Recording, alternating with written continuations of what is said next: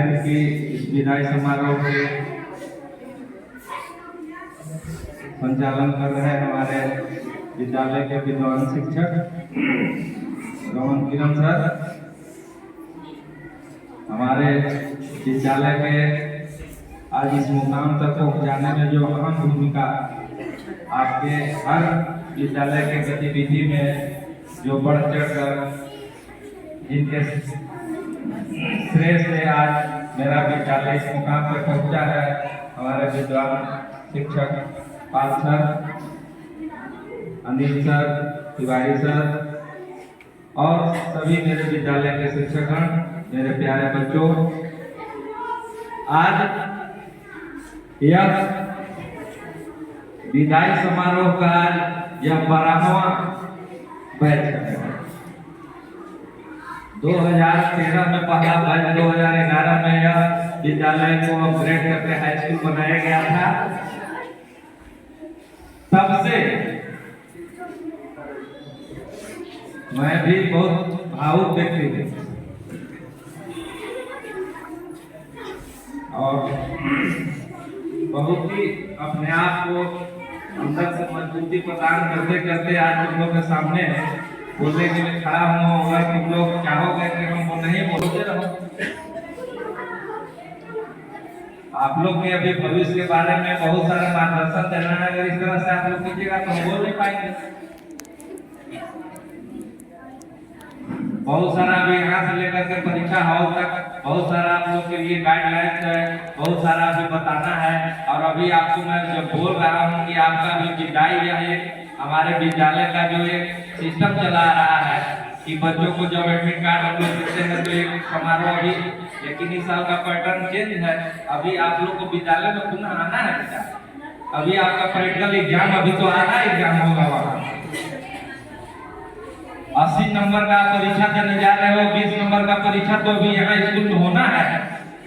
तो अभी आप लोग क्या कर रहे हैं कि अरे जिस दिन प्रैक्टिकल का लाभ होगा उस दिन खूब रो लेना। अभी आप रोइएगा तो अभी तबियत खराब हो जाएगा। कल से परीक्षा, बहुत सारे लोग का कल भी आईटी का जिसका आईटी का परीक्षा होगा उसका कल परीक्षा है। और आप आज रात में रोए, हो सकता है कि रात में माथा दर्द करने लगे, ज्यादा रोइएगा तो आपका तबियत भी खराब हो सकता है। तो यही गिफ्ट के लिए हम लोग विदाई समारोह रखे हैं कि आप तबियत खराब कर ले और रिजल्ट खराब हो जाए तो ये रोना धोना क्या हो जाएगा। हम लोग के लिए तो फिर जीवन भर रोने का काम आजाद दे दीजिएगा आप लोग के। हम शिक्षकों के लिए सबसे बड़ा गिफ्ट क्या है कि आप अपने जीवन में उस मुकाम पर पाए जहां पर हम लोग सपना भी न देख पाए। आप उसको छू करके आए और तब हम लोग को बताएं कि हम आज इस पद पे हैं। तो समझिए कि हम लोग का दिल कितना गदगद होता है। हर माता पिता का अपना एक बच्चा से अपना स्वार्थ होता है और हम लोग के आज 12 साल अपने जीवन में हम तुम्हारे जैसे 100 से लगभग कम नहीं 130, 40, 150 तक बच्चे यहाँ हर बैच में निकले हैं। तो 150 बच्चे हर साल निकलते हैं यहाँ से और हर साल इसी तरह इमोशन है। और खासकर यह आप लोग का यह रोना धोना यह प्रदर्शित कर रहा है कि आप लोग को शिक्षक के प्रति या अपने जो सहपाठी हैं उन लोग से आप लोग कितना मिलजुल करके रहते हैं, कितना आप में प्रेम है। नहीं तो आजकल अभी हम लोग एक विदाई समारोह में अभी +2 के यहीं पर हमारे सरकारी स्कूल का वो अभी बहुत ही मॉडल स्कूल है और मैं उसमें एक शिक्षक के विदाई समारोह में गया, देखा कि वहाँ इस तरह का कोई माहौल नहीं है। तो इससे हम बड़ा ही हुए कि उसी हिसाब से हमारे बच्चे इतना डिसिप्लिन में रहते हैं। और ये सब का देन किसका है? हमारे शिक्षकों का जाता है। इन्हीं के बदौलत आपको यह संस्कार, इमोशन, आज के इस बदलते हुए परिवेश में आजकल ये इमोशन खत्म होता जा रहा है। शिक्षकों से और बच्चों का लगाव खत्म होते जा रहा है। बच्चे भी एडवांस हो गए हैं, अपना काम करते हैं। शिक्षक भी वो सोचते हैं कि जितना बस भागीदारी है अपना ड्यूटी पूरा करें। लेकिन यहाँ से ये सब से ऊपर उठ करके यहाँ के हमारे शिक्षक इतना बच्चों से लगाव रखते हैं और यह प्रदर्शित कर रहा है कि आप सबों का हमारे शिक्षक से कितना जुड़ाव है। और उसी का आज परिणाम है। लेकिन अभी आप लोग को बहुत ज्यादा इमोशनल होने की जरूरत नहीं है बेटा। अभी तुम लोग को मेन फोकस है परीक्षा, और अगर आप इमोशनल होकर के परीक्षा गड़बड़ कर दीजिएगा तो सब लोग को ये रोना धोना क्या मतलब है। इतना मेहनत किए हैं 10 साल से। आप जो बच्चे हमारे 1 क्लास से 10 क्लास तक पढ़े हैं, हम लोग का सपना होता है कि 10वां क्लास से हमारे बच्चे टॉप करें, टॉप 10 में आए, प्रखंड में नाम रोशन करें, जिला में नाम रोशन करें। तो हम लोग का कलेजा कितना बड़ा हो जाता है। बोले ना कि हर गार्जियन का अपना बच्चा सा अभी बोला सचिव कि हर गार्जियन का एक स्वार्थ होता है कि अपना बेटा बेटी से, लेकिन शिक्षक ही एक ऐसा है कि जो निस्वार्थ भाव से कोई जाति धर्म, कभी आपको क्लास में कोई हमारे शिक्षक नहीं पूछते होंगे कि तुम गरीब का बेटा हो कि अमीर का बेटा हो, कि तू कोई नेता का बेटा है कि मुखिया का बेटा है कि इंजीनियर का बेटा है कि डॉक्टर का है कि IAS का है कि IAS का है। यहाँ सब समान रूप से गरीब अमीर सभी बच्चों को समान हमारे शिक्षक शिक्षा देते हैं। और आप लोग का यह विद्यालय से विदाई थोड़ा हो रहा है, अभी आप आएंगे और यह विद्यालय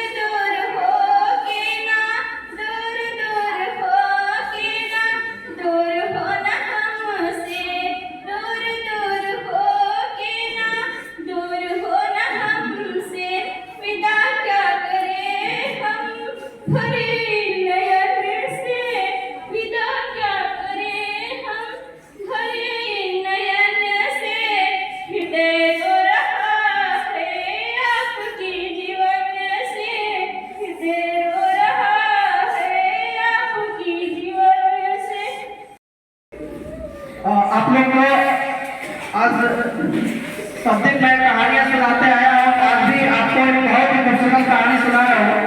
सभी लोग शांत रहे और ध्यान से सुने।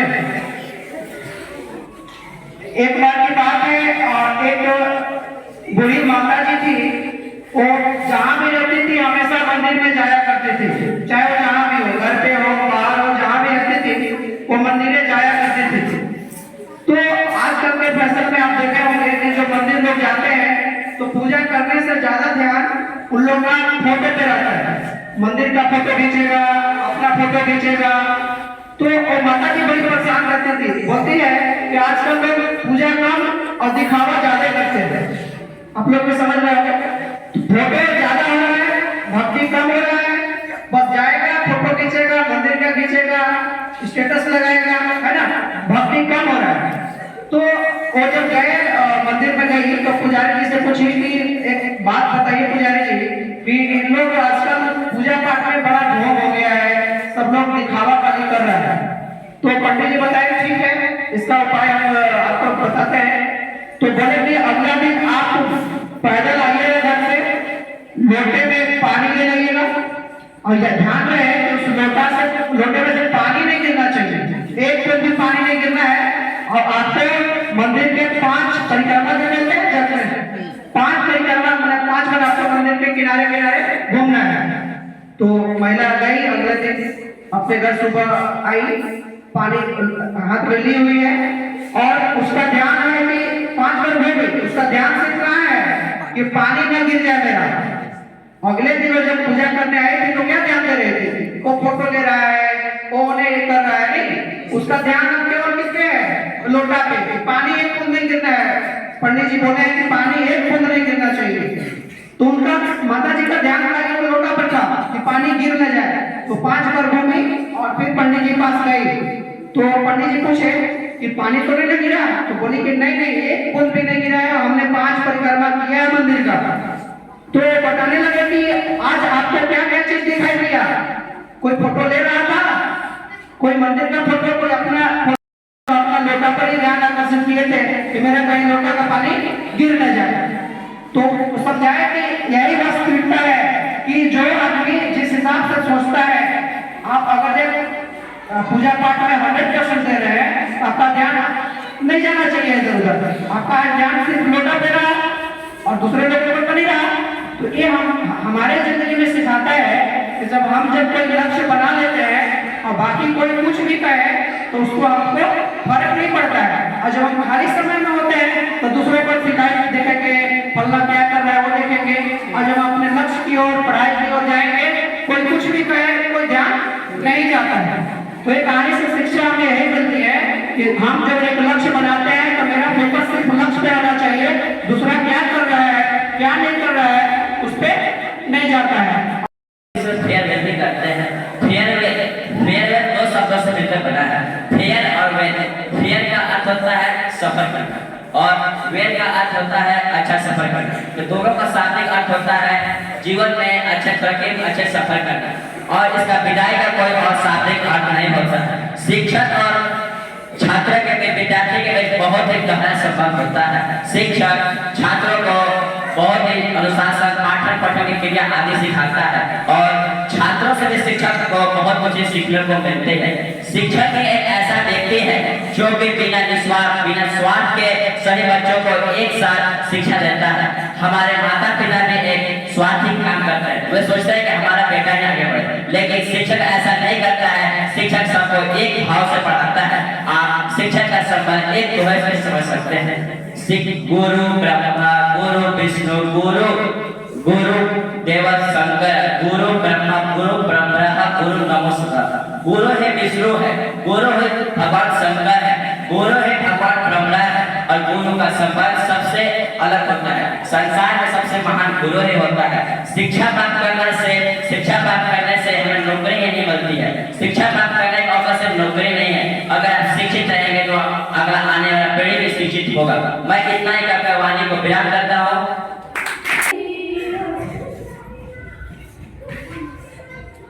हमें छोड़कर भैया चली जा रही हो, हमें छोड़कर भैया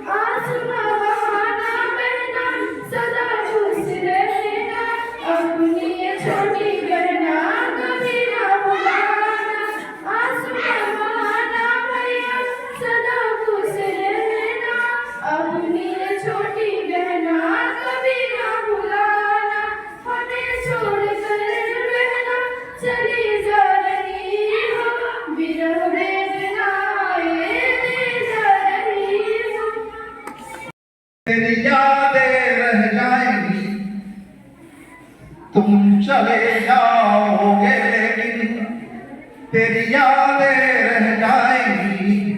यूएस कुटिया में तेरी स्मृति शेष रह जाएगी। तुम चले जाओगे लेकिन तेरी यादें रह जाएंगी। ख्वाहिशों को बांध कर मैं, ख्वाहिशों को बांध कर मैं गांव से आया यहाँ।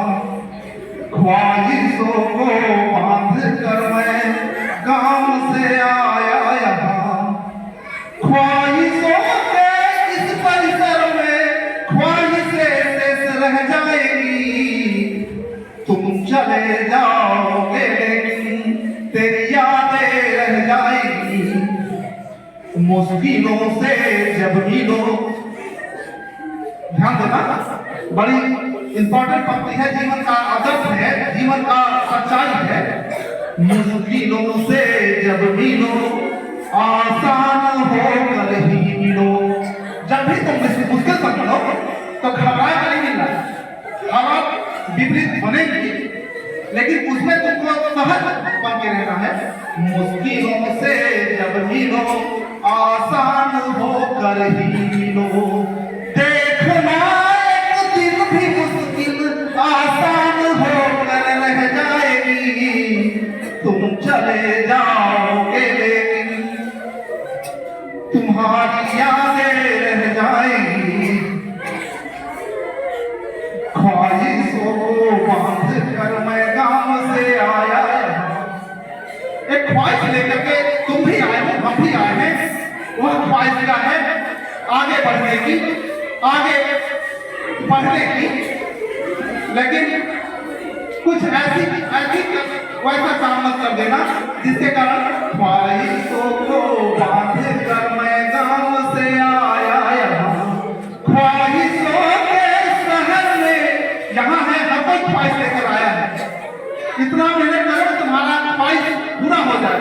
ख्वाहिशों के शहर में अब ख्वाहिशें रह जाएगी। तुम चले जाओगे लेकिन तेरी यादें रह जाएगी। एक और कविता तुम लोग को सुनाते हैं।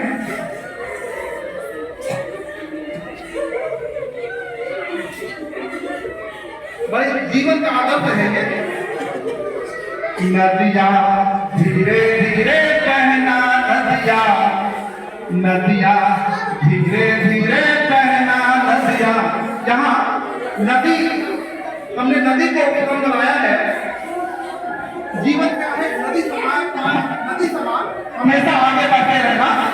तो नदी को उपक्रम बनाते हुए कवि लिखता है, सुनो, बड़ा ही अच्छा करता है।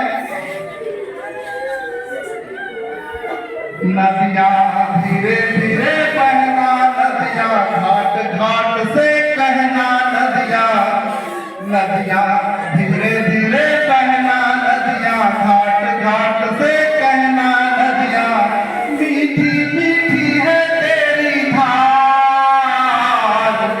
मीठी मीठी है तेरी धार, खारा खारा सारे संसार। नदियाँ धीरे धीरे बहना, नदियाँ घाट घाट से कहना, नदियाँ मीठी मीठी है तेरी धार, खारा खारा सारे संसार। नदियाँ धीरे धीरे बहना, नदियाँ घाट घाट से कहना। तुझको बहते जाना है, तुझको बहते जाना है, सागर का घर पाना है। तुझको बहते जाना है, सागर का घर पाना है। सागर के तुझको पहले गागर गागर जाना है। सागर से पहले तुझको गागर गागर जाना है। सागर की बहना नदियाँ, गागर से कहना नदियाँ। गति में है जीवन का श्रृंगार,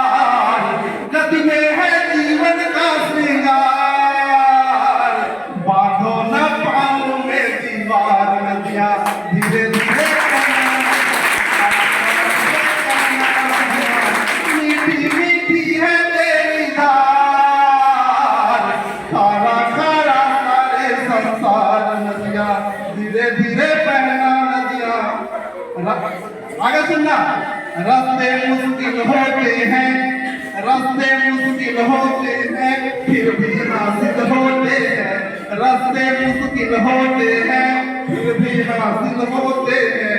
बहती पानी के संग प्यासों के दिल होते हैं, बहती पानी के संग प्यासों के दिल होते हैं, बहते पानी के संग पानी के संग बहते पानी के संग प्यासों के दिल होते हैं। बहना बस बहना नदियाँ, बहना बस बहना नदियाँ, कुछ भी हो सहना नदियाँ, बहना हो बहना नदियाँ। इनमें देख लीजिए, ये बच्चों का जो विकास है, हमारा जो जीवन बढ़ता है, बस उसी का आदत है। यहाँ नदी सिर्फ एक सांकेतिक है, यह पूरा का पूरा उन बच्चों के लिए समर्पित है। बहना बस बहना नदियाँ, कुछ भी हो सहना नदियाँ, सब पे लूटाना अपना प्यार। बहना बस बहना नदियाँ, कुछ भी हो सहना नदियाँ, सब पे लूटाना अपना प्यार। कहना है इसको कहते हैं प्यार नदियाँ, धीरे धीरे कहना नदियाँ। सीमाएं क्या होती है, कैसे तोड़ी जाती है। नदी कोई सीमा में नहीं बांधा जा सकता, नदी में कोई घर बांध ले, कोई एक जलाशय को बांधा जा सकता है, नदी को कोई नहीं बांध पाता। नदी बनना, जीवन में जब भी बनो तो नदी बनो, तालाब मत बनना, सड़ जाओगे। सीमाएं क्या होती है, कैसे तोड़ी जाती है, तोड़ी सीमाएं फिर से कैसे तोड़ी जाती है। नदी देखते हो रास्ता हमेशा बदलता रहता है, तो इसी को कहा गया है सीमाएं क्या होती है, कैसे तोड़ी जाती है, तोड़ी सीमाएं फिर से कैसे तोड़ी जाती है। सबको समझाना नदियाँ, सबको समझाना नदियाँ, सबको बतलाना नदियाँ, सीमाओं में भी है विस्तार, सीमाओं में है, सीमाओं में भी है विस्तार। साधो न लहरों पे तलवार नदियाँ, धीरे धीरे कहना नदियाँ, काट काट से कहना नदियाँ, मीठी मीठी है तेरी धार, खारा खारा सारे संसार। अब आगे सुनना, बड़ी महत्वपूर्ण, अपना रास्ता खुद बनाना पड़ता है। तो यहाँ नहीं कहता है प्रचलित गतियों से बचना, उस रास्ते पर मत चलना जिस पर बहुत लोग चले हैं, अपना रास्ता खुद बनाना है। प्रचलित गतियों से बचना, अपना पथ खुद ही रचना, प्रचलित गतियों से बचना, अपना पथ खुद ही रचना, अपनी रचना में तुमको झलके गंगा जमुना, अपना पथ अपना होगा, अपना पथ अपना होगा, अपना रथ अपना होगा, अपनी ही होगी फिर रफ्तार, अपनी कश्ती अपनी पतवार नदियाँ, धीरे धीरे बहना नदियाँ, काट काट से कहना नदियाँ।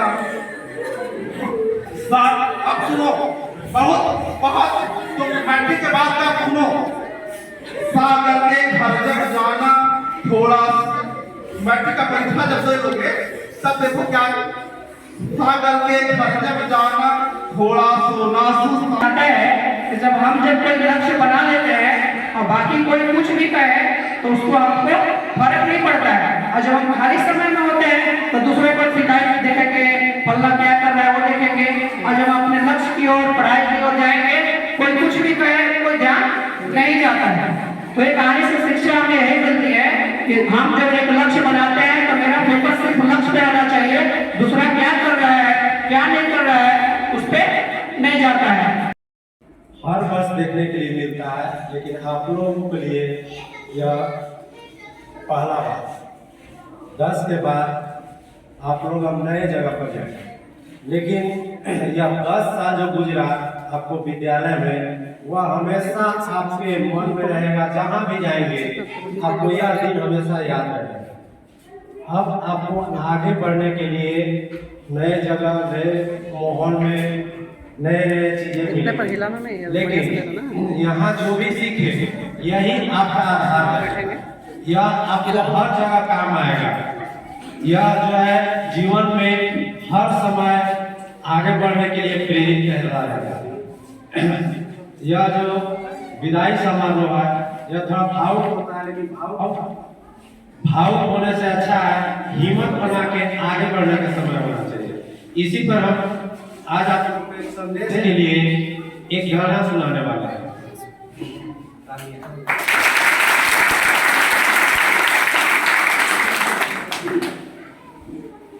जीना है तो हंस के जियो, जीवन में एक पल भी रोना ना। हंसना ही तो है जिंदगी, रो रो के जीवन खोना ना।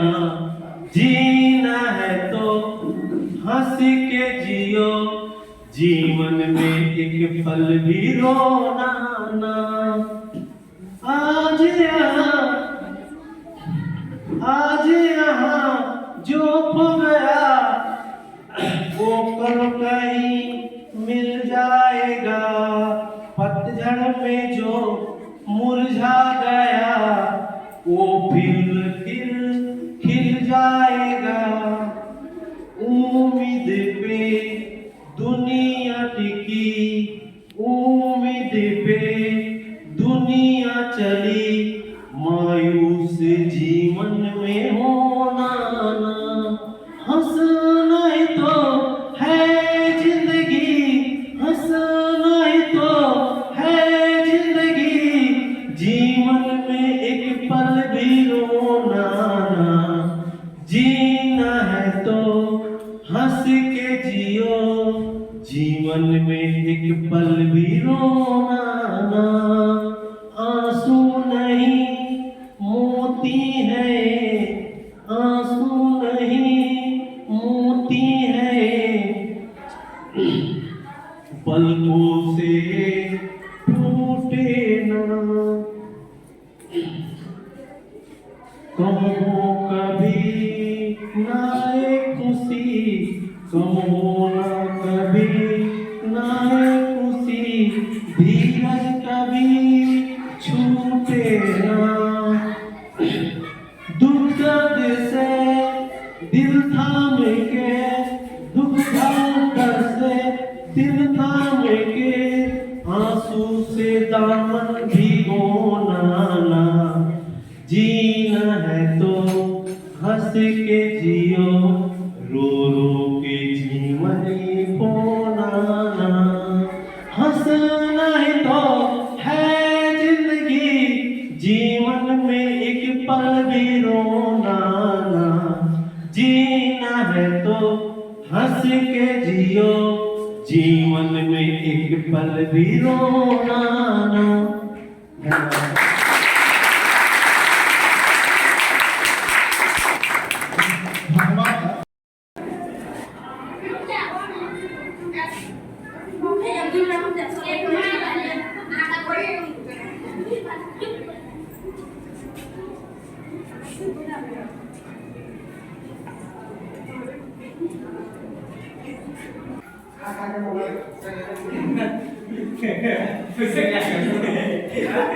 ए बैठो।